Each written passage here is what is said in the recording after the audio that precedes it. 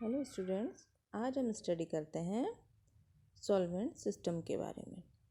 Solvent system को study करने के लिए हमने पहले देखिए ये एक आरएनएस सिद्धांत का ही एक विस्तृत रूप है। आरएनएस थ्योरी में हमने पढ़ा था कि जो पदार्थ जल में घुलकर प्रोटॉन मुक्त करे वह एसिड है और जो जल में घुल के हाइड्रोक्साइड आयन मुक्त करे वह बेस है।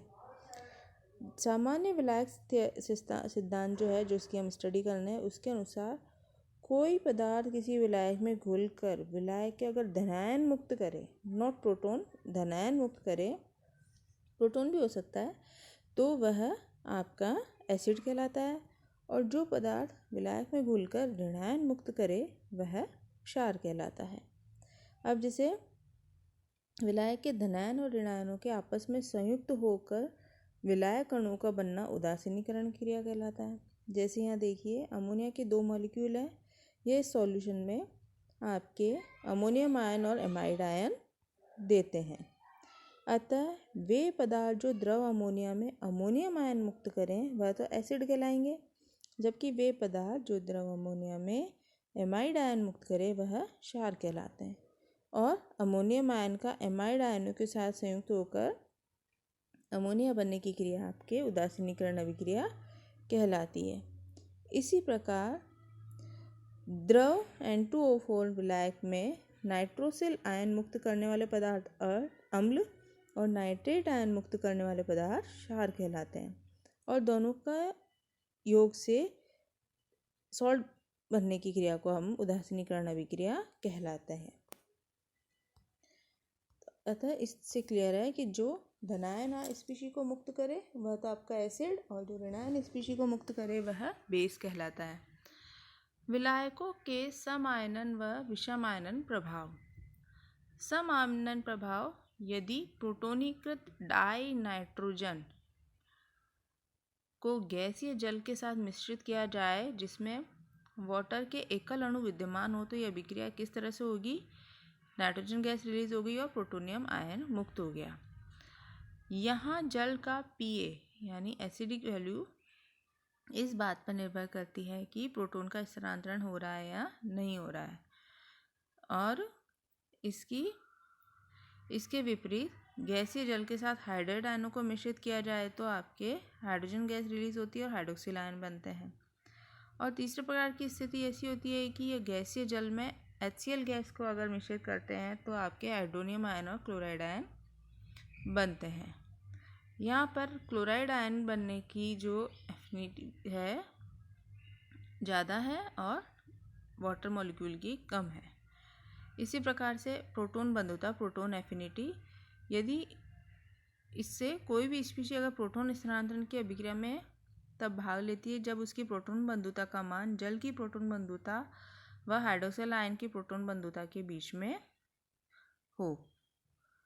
अब देखें कि अब यदि जल को गैसीय अवस्था से द्रव प्रावस्था में लाया जाए तो इन्हीं अभिक्रियाओं को संपन्न कराया जाएगा। तो द्रव जल के झुंड अणुओं के साथ प्रोटॉन का जल योजन हो जाता है। इस प्रक्रम में जल योजन ऊर्जा मुक्त होती है और इसकी उच्चतम सीमा 1133 किलोजूल पर मोल तक होता है।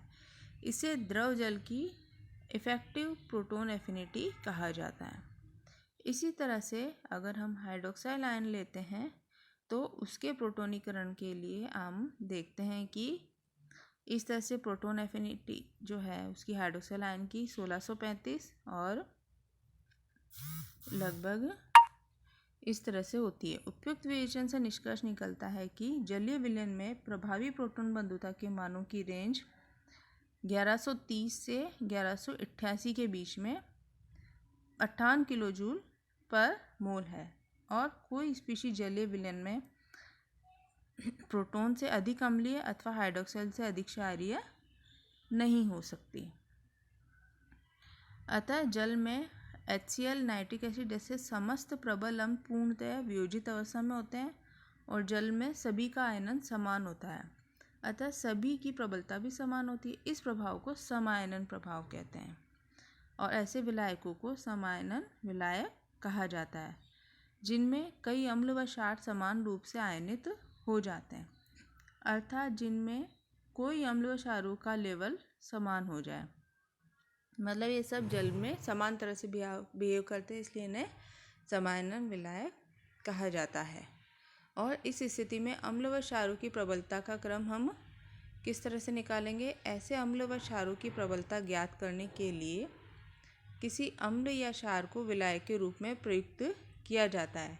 जबकि कई स्थितियों में होता है तो वहाँ ये स्थिति नहीं होती, तो उसे हम विषम आयनन प्रभाव कह सकते हैं, या इसे डिफरेंशिएटिंग इफेक्ट कहा जाता है।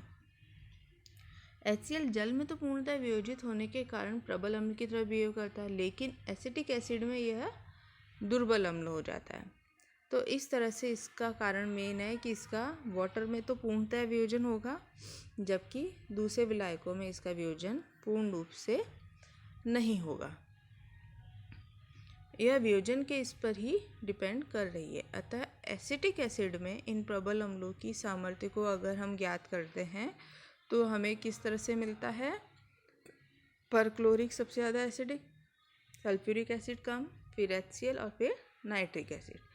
तो इस तरह से जो समायनन विलायक और विषम आयनन विलायक को हमने देखा, तो समायनन विलायक वह हुआ जिसमें सभी अम्ल समान रूप से व्यवहार कर रहे हैं। तो इस तरह से आज की हमने स्टडी में देखा कि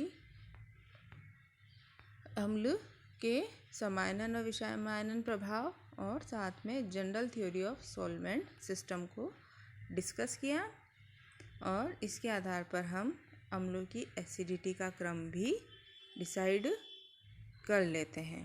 इसके बेस पे हमने डिसाइड किया कि कौन सा अम्ल अधिक क्षारीय है, कौन सा कम क्षारीय है, और उनकी एसिडिटी या उनकी प्रबलता का क्रम हमने देखा है। और अगली हम नेक्स्ट क्लास में इसका स्टडी करेंगे। Thank you.